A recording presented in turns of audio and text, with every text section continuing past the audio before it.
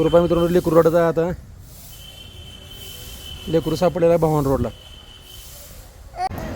नमस्कार बांधवांनो, मी पंकज शहाणे, लोकसेवा फाउंडेशन तुळजापूर. आज 22 जून आहे मित्रांनो. सकाळची साधारण किती 10 वाजले का?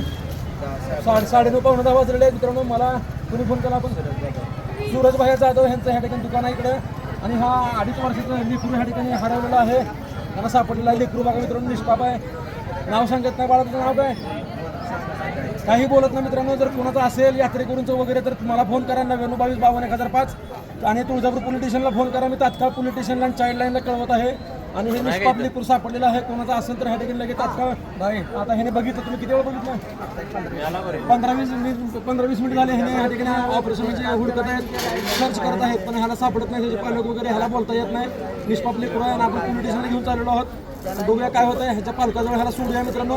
अतिशय गंभीर घटना आहे. आपल्या लहान मुलांना तुळजापुरात आल्यावर असं सोडू नका. किती लोक आहे मला सांगा, निष्पाप आहे.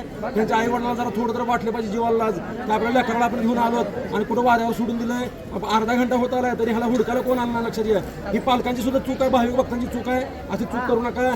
आणि बघूया काय होतं. चला, धन्यवाद सगळ्यांचे आभार मानूया. असे तुळजापुरात नागरिक आहेत, लक्षात घ्या. तुळजापूर काय वाईट नाही. असे तुळजापुरात अनेक नागरिक आहेत. सामान्य नागरिक, सजग नागरिक आहेत, सावध नागरिक आहेत.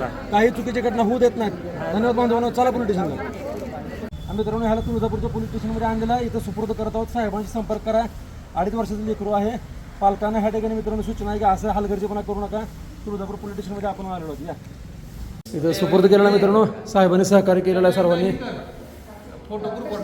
हां, ही यात्रेकरूचं 100% यात्रेकरूचं आहे आता.